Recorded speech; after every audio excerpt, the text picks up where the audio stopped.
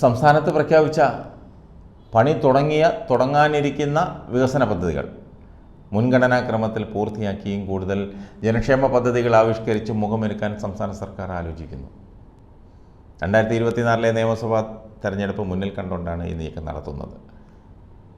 വരുന്ന 18 മാസത്തിനകം പൂർത്തീകരിക്കാനാവുന്ന പദ്ധതികളുടെ വിശദാംശങ്ങൾ കൈമാറാൻ എല്ലാ വകുപ്പ് സെക്രട്ടറിമാർക്കും chief secretary doctor V Venu നിർദ്ദേശം നൽകിക്കഴിഞ്ഞു. ഫോൺ, ലൈഫ് ഭവന പദ്ധതി, നഗരഗതാഗത പദ്ധതികൾ, ചെറുകിട തുറമുഖ വികസന പദ്ധതികൾ, ജലപാത വികസനം തുടങ്ങിയ പദ്ധതികൾ പ്രഖ്യാപിച്ചതും പണി തുടങ്ങിയതുമായ ഈ പദ്ധതികൾ ഇഴയുകയാണ്. വിഴിഞ്ഞം തുറമുഖ വികസനത്തിന് തന്നെ അനിവാര്യമായ outer ring road, Kozhikode Thiruvananthapuram metro പദ്ധതികൾ, നഗരങ്ങളിലെ റോഡ് വികസനം, സംയോജിത ഗതാഗത പദ്ധതികൾ എന്നിവയ്ക്കൊന്നും വേഗം പോരാ.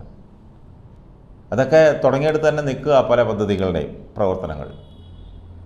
ശബരിമല വിമാനത്താവളത്തിന് കേന്ദ്ര അനുമതി നേടിയെടുക്കേണ്ടതുണ്ട്.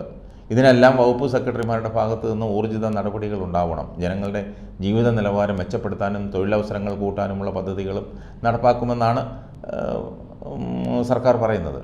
വ്യവസായ സംരംഭങ്ങളുടെ അനുമതിക്ക് നിയമങ്ങളിലും ചട്ടങ്ങളിലും ഭേദഗതി വരുത്തിയെങ്കിലും പക്ഷേ പ്രതീക്ഷിച്ച പോലെ നിക്ഷേപകരെ ആകർഷിക്കാനായിട്ടില്ല. വ്യവസായ സൗഹൃദ റാങ്കിങ്ങിൽ രാജ്യത്ത് 15ാം സ്ഥാനത്താണ് കേരളം. റാങ്കിങ്ങിൽ 5 വർഷത്തിനകം 1ാം സ്ഥാനത്ത് എത്തുമെന്നായിരുന്നു പ്രകടന പത്രികയിലെ വാഗ്ദാനം ഇടതുമുന്നണിയുടെ. ഗവർണർ ബില്ലിൽ ഒപ്പിട്ടതോടെ ഭൂമി തരംമാറ്റൽ, പട്ടയഭൂമിയിലെ നിർമ്മാണം ക്രമപ്പെടുത്തൽ ഇവയൊക്കെ വേഗത്തിലാക്കാനാകും. അതാണ് സർക്കാരിൻ്റെ പ്രതീക്ഷയും. വരുന്ന പഞ്ചായത്ത് തിരഞ്ഞെടുപ്പും അത് കഴിഞ്ഞുള്ള നിയമസഭാ തിരഞ്ഞെടുപ്പും ഇത് രണ്ടും മുന്നിൽ കണ്ടുകൊണ്ടാണ് ഇതൊക്കെ പ്ലാൻ ചെയ്യുന്നത്. ആദ്യം വരുന്നത് പഞ്ചായത്ത് തിരഞ്ഞെടുപ്പാണ്. ലോക്സഭാ തിരഞ്ഞെടുപ്പിൽ പ്രതീക്ഷിച്ചതുപോലെ വിജയം ഇടതുമുന്നണിക്ക് കിട്ടിയില്ലെങ്കിൽ അതിൻ്റെ ക്ഷീണം മറികടക്കാനാണ് ഈ പദ്ധതികൾക്ക് വേഗം കൂട്ടാൻ ഒരുങ്ങുന്നത്. ആദ്യം നടക്കുന്ന പഞ്ചായത്ത് തിരഞ്ഞെടുപ്പിൽ മോശമല്ലാത്ത രീതിയിലുള്ള മുന്നേറ്റം കിട്ടിയാൽ അത് കഴിഞ്ഞു വരുന്ന നിയമസഭാ തിരഞ്ഞെടുപ്പിൽ സ്ഥിതി മെച്ചപ്പെടുത്താനും 3ാം ഭരണ തുടർച്ച ലഭിക്കാനും ഇത് ഉതകും.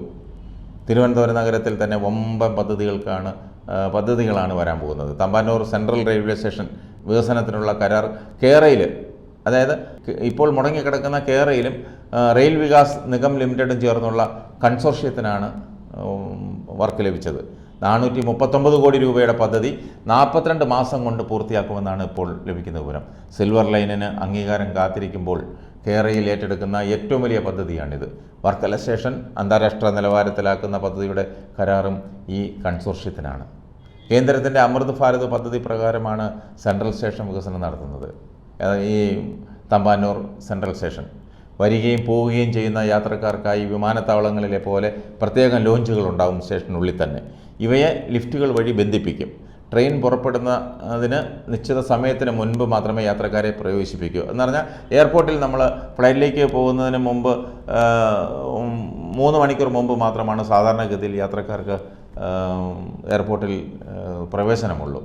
3 മണിക്കൂർ കഴിഞ്ഞിട്ട് വരുന്നവരെയും പ്രവേശിപ്പിക്കും. 1 മണിക്കൂറിന് മുമ്പ് വരെ വരുന്നവരെ പ്രവേശിപ്പിക്കും. എങ്കിലും സാധാരണഗതിയിൽ 3 മണിക്കൂർ മുമ്പ് വരുന്നവരെ മാത്രമാണ് പ്രവേശിപ്പിക്കുന്നത്. അത് തിരക്ക് കുറയ്ക്കാനാണ്. ഇവിടെയും തിരക്ക് കുറയ്ക്കാനാണ് ഈ സംവിധാനം ഏർപ്പെടുത്തുന്നത്. വിവരങ്ങൾ അറിയിക്കാൻ കൂടുതൽ ഡിജിറ്റൽ ഡിസ്പ്ലേ ബോർഡുകളും അവിടെ സ്ഥാപിക്കും.